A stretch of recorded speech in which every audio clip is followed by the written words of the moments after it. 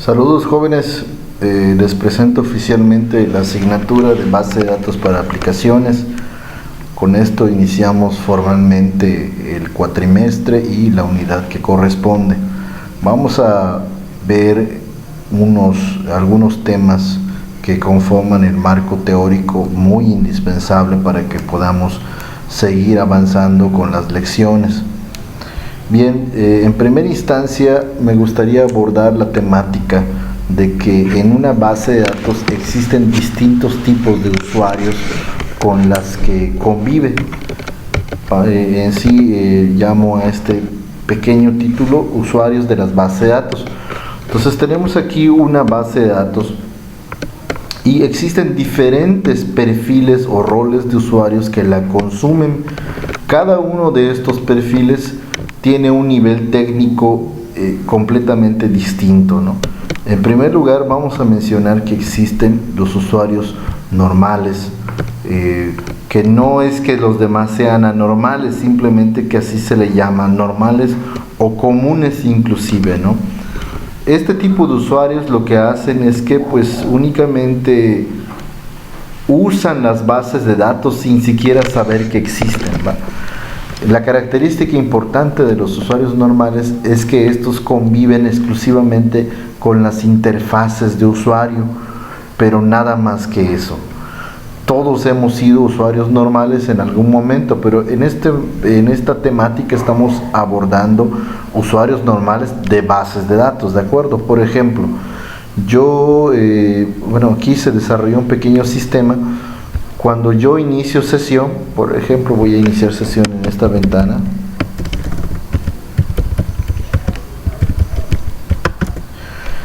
Pongo mi usuario, mi contraseña y entonces la computadora va a arrancar. Bueno, creo que no tengo servicio de internet, permíteme un momentito. Ahí está. Si se fijan, puse usuario y contraseña y lo que hizo el sistema es que me permitió ingresar a un panel en donde yo posteriormente voy a ejecutar una serie de funciones. En este caso estamos hablando del coordinador académico. El coordinador académico entró y entonces va a configurar algo, ¿de acuerdo? Entonces el coordinador académico en este momento es un usuario normal o común porque está usando una base de datos, como ustedes bien saben, pero esta base de datos pues él la está manipulando a través de interfaces.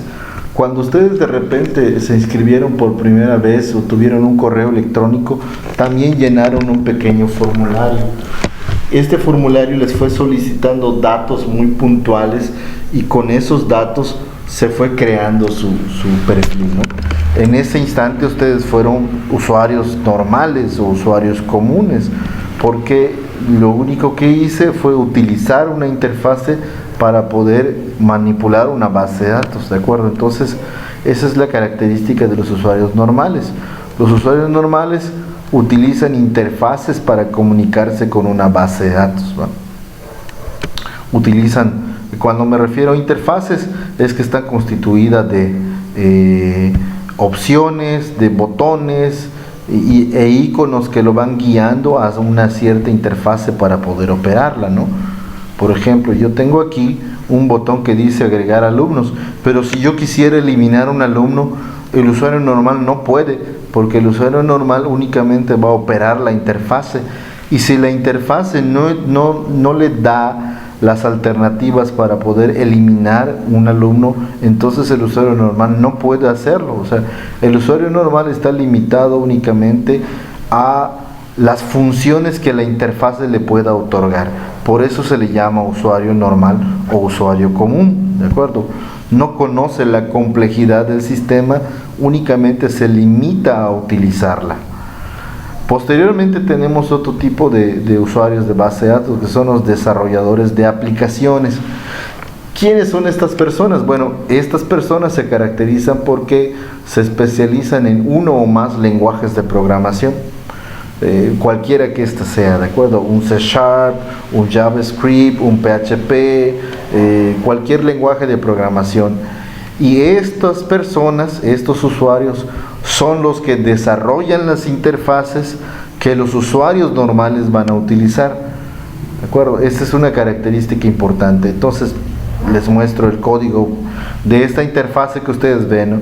Esta interfase que dice Germán Felipe Hernández Castellanos y que me presenta agregar alumnos y todo. Bueno, cuando nosotros lo desplegamos en código, se darán cuenta de que no es tan ameno como el usuario normal lo ve, pero esto que ustedes están viendo es algo muy común para lo que es el desarrollador de aplicaciones, porque él es a través de un lenguaje, que en este caso estamos hablando de PHP, JavaScript,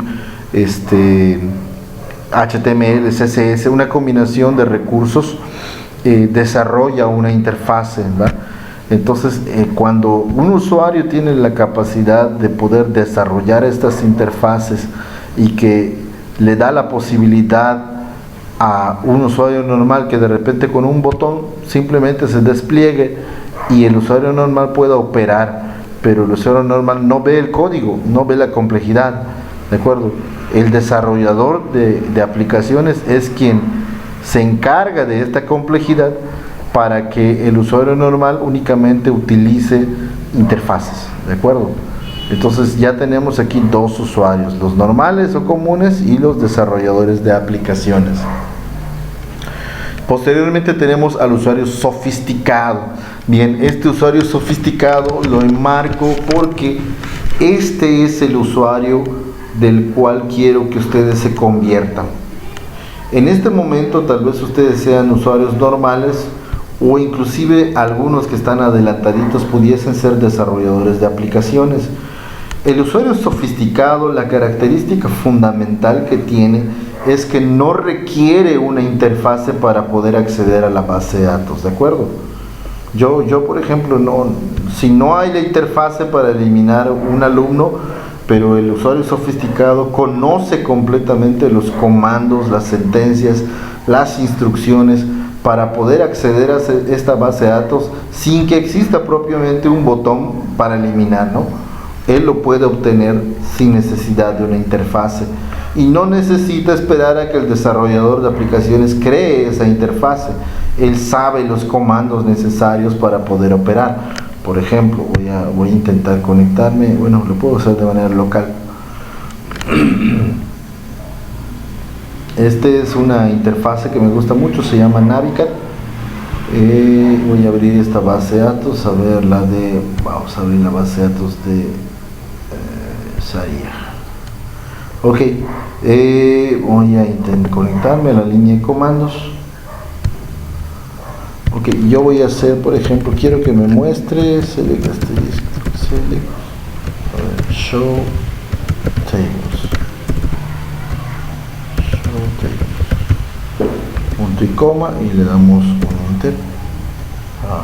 Le faltó la W, mi computadora anda un poco dañado en la parte del teclado y bueno, aquí yo le di una instrucción para que me muestre qué tablas integran la base de datos ARIA y yo voy a hacer lo siguiente, voy a decirle muéstrame select asterisco from muéstrame todas las zonas, aquí está, y me dice estas son las zonas, ¿va?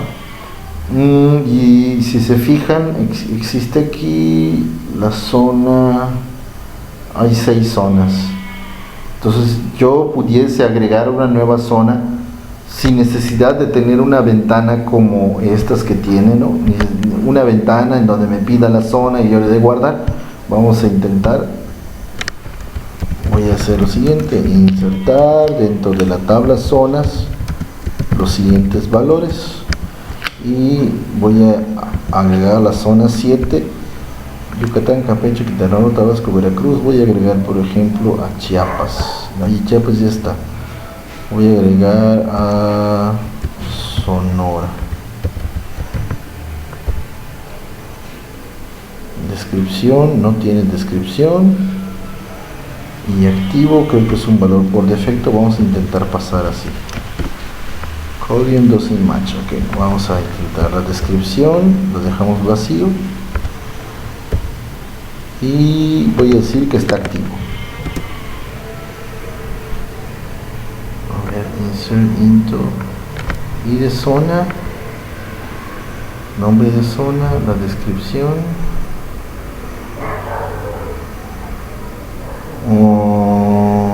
Ok, bueno, aquí tenemos un pequeño error debido a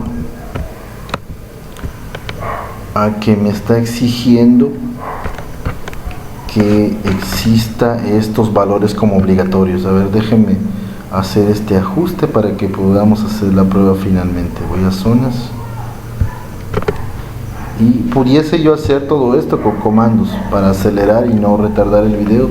Voy a hacer esta parte, ¿no? Y de zona, nombre,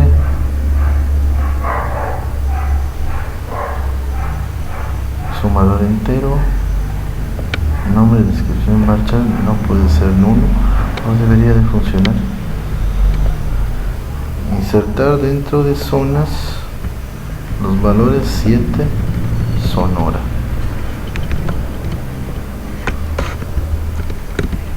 Column count doesn't match value con nuevo. El conteo de columnas no coincide.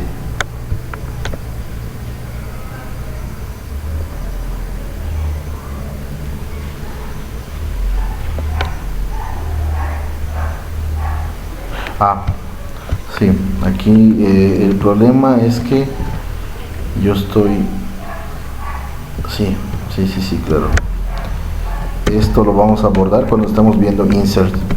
Insertar dentro de zonas, voy a decirle que voy a mandar la ID y que voy a mandar el nombre nada más. Este es el problema.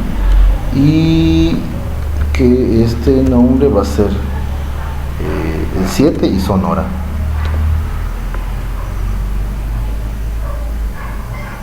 Dice, correcto, muy bien, qué bueno que estamos topándonos con este tipo de situaciones.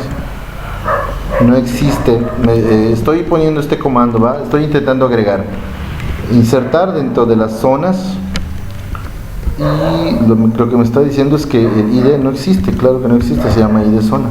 Ahí está. Ahora sí.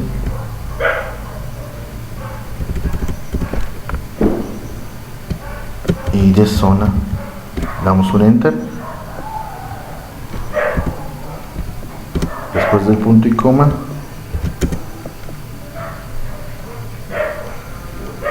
Y veamos si se agregó.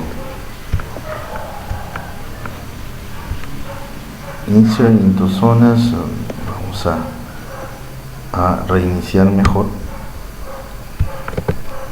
Ahí está, vamos a ir a la consola de nueva cuenta. Ahora sí, insert into zonas. Voy a mandar dos cosas, el ID zona, coma y la zona, o era el nombre si no me equivoco, y voy a mandar los siguientes valores, la clave 7 y el valor Sonora.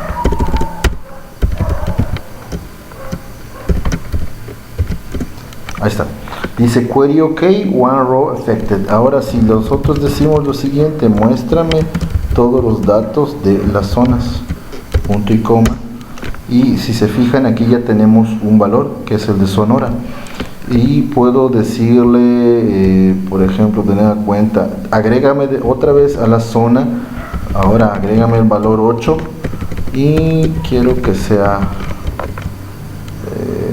Ciudad de México, ¿no? CDMX, doy un enter, me dice query ok, one row affected. Luego vuelvo a solicitar que me dé el listado de las zonas y veo que se va agregando CDMX. Si se fijan, yo en este momento no estoy utilizando una interfaz, estoy utilizando una línea de comandos. Con puros comandos puedo manipular ya sea la estructura o ya sea el contenido de la base de datos. Y supongamos que no, finalmente ni Sonora ni CDMX me sirvieron como zonas dentro de la base de datos, ¿no? En la tabla zonas. Entonces yo no necesito un botón que diga eliminar las zonas, sino que simplemente con un comando delete from zonas where id zona es igual a 7. Voy a eliminar a Sonora porque le estoy diciendo a la base de datos que me elimine dentro de la tabla zonas, pero nada más me va a eliminar aquel en donde las ID zonas sea igual a 7. Por lo tanto, cuando yo vuelva a solicitar que me muestre las zonas con select asterisco from zonas, si se fijan, el Sonora ya no está. Y ahora voy a eliminar también a la clave 8, que es CDMX. Le damos un enter, luego pedimos otra vez select asterisco from zonas, y si se fijan, ya agregué dos zonas y también las volví a eliminar, ¿de acuerdo? Y existe una infinidad de comandos para poder manipular la base de datos.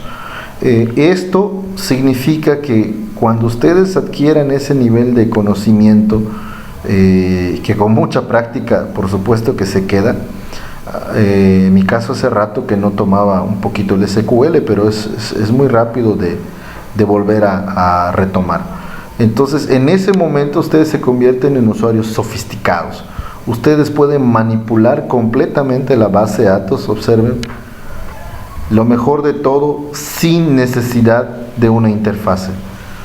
A pura línea de comandos, que se llama el CLI, te tienes que saber el juego de instrucciones completo, por supuesto, para poder manipular la base de datos de cabo a rabo. Entonces, esto nos convierte en usuarios sofisticados cuando no necesitamos una interfase.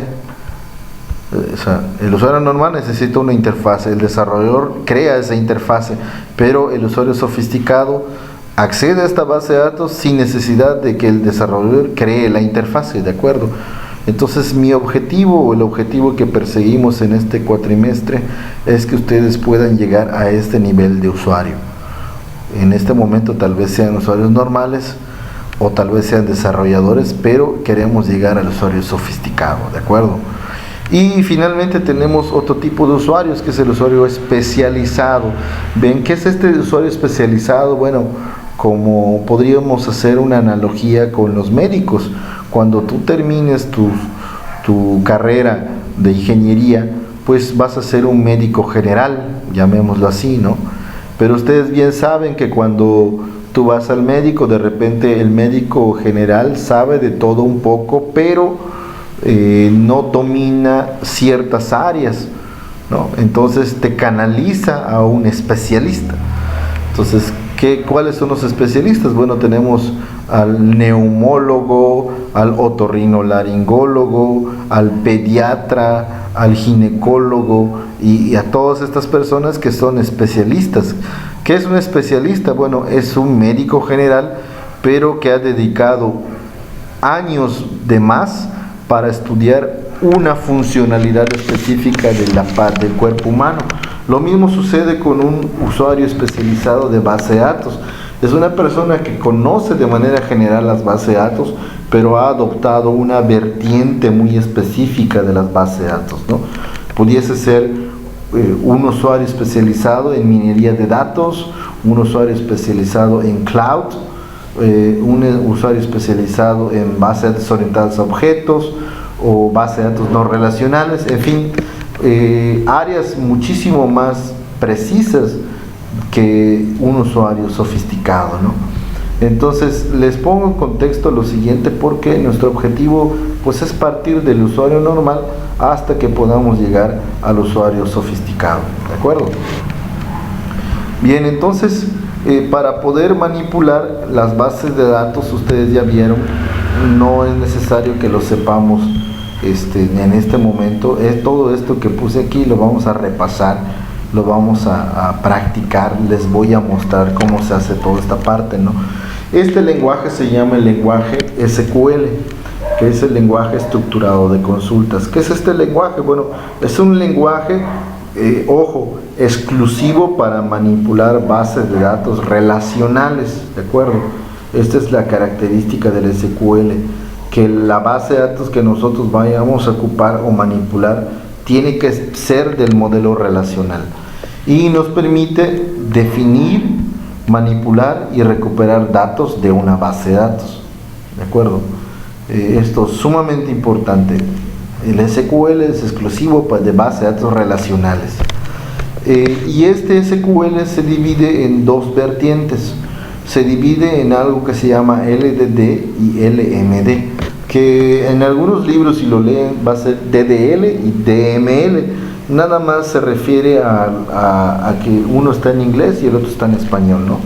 LDD se refiere al lenguaje de definición de datos, Data Definition Language, si lo quieren leer en inglés. ¿Y qué hace el LDD? Lo que nos permite es crear, eliminar bases de datos, o crear, modificar y eliminar tablas de una base de datos. Es decir, trabaja nada más con la estructura de los datos, pero no con los datos, ¿de acuerdo? Eso es algo muy importante. El LDD me permite crear dónde se van a almacenar, pero no almacena ningún dato. Y el LMD, por el contrario, el LMD me permite manipular los datos una vez que el LDD ha hecho su trabajo. Generalmente esto sucede en dos tiempos. En primera instancia trabaja el LDD, es decir, primero se tienen que crear las estructuras de datos, y una vez que estas estructuras existen, entonces ya se pueden agregar datos a esas estructuras, o pueden modificarse los datos, o puede eliminarse esos datos de las estructuras. Entonces muchas veces trabaja en primera instancia el LDD, y una vez que el LDD existe ya casi no se usa, y de ahí en adelante se usa LMD. ¿De acuerdo?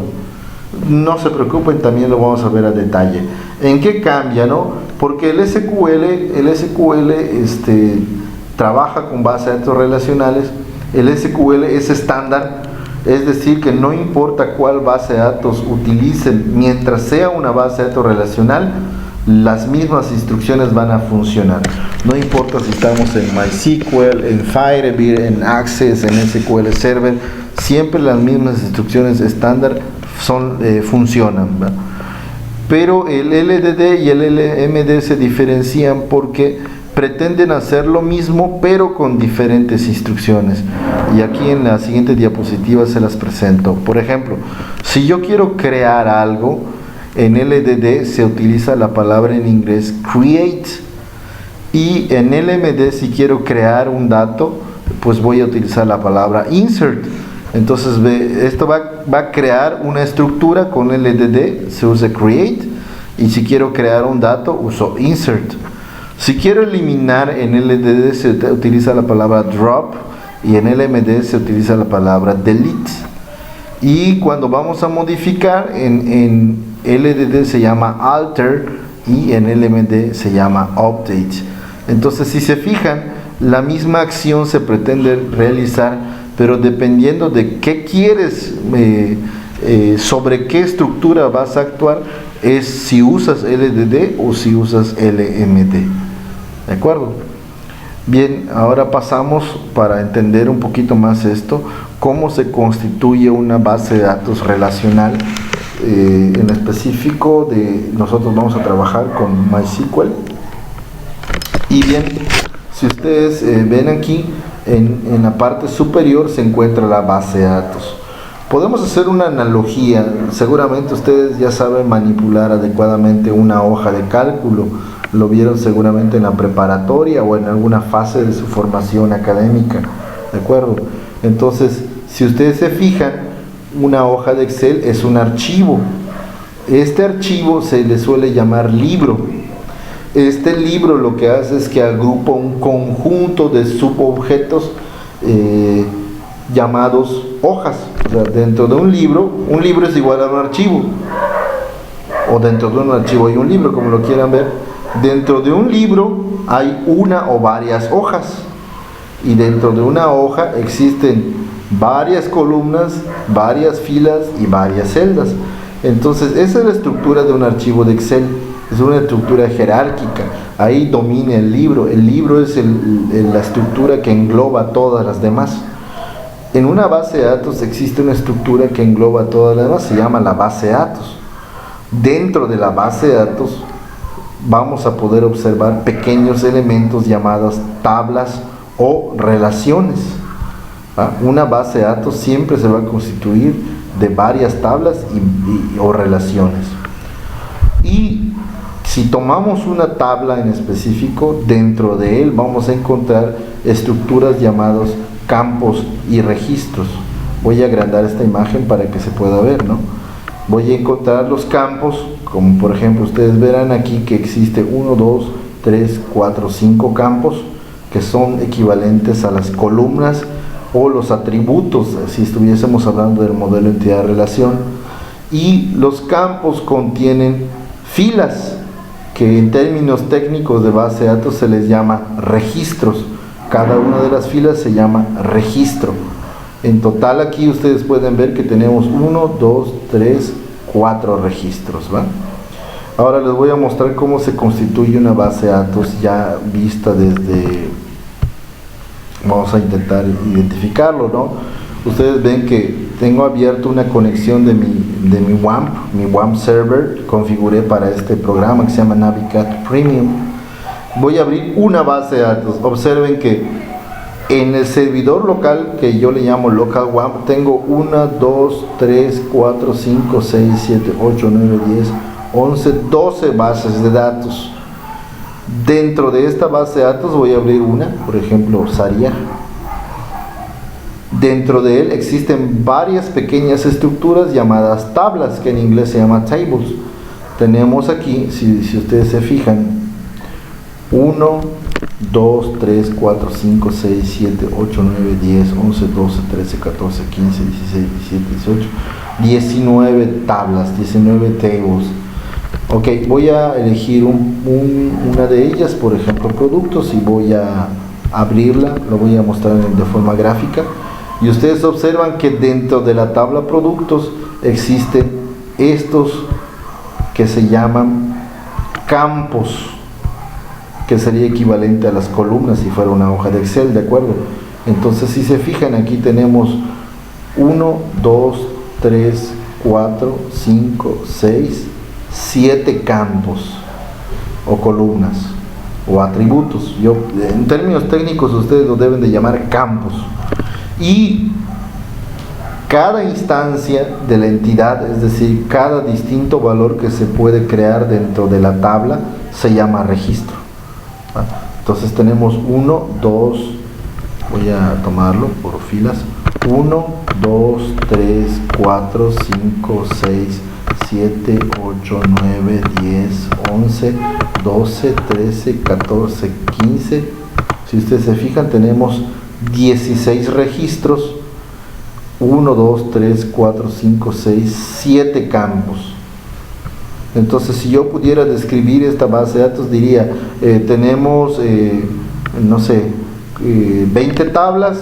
La tabla productos está constituida de 6 campos y tiene 16 registros, ¿no? Entonces, esta es la estructura jerárquica. Base de datos. Debajo de las bases de datos hay un conjunto de tablas. En cada tabla pueden existir varios campos y en cada tabla pueden existir también varios registros.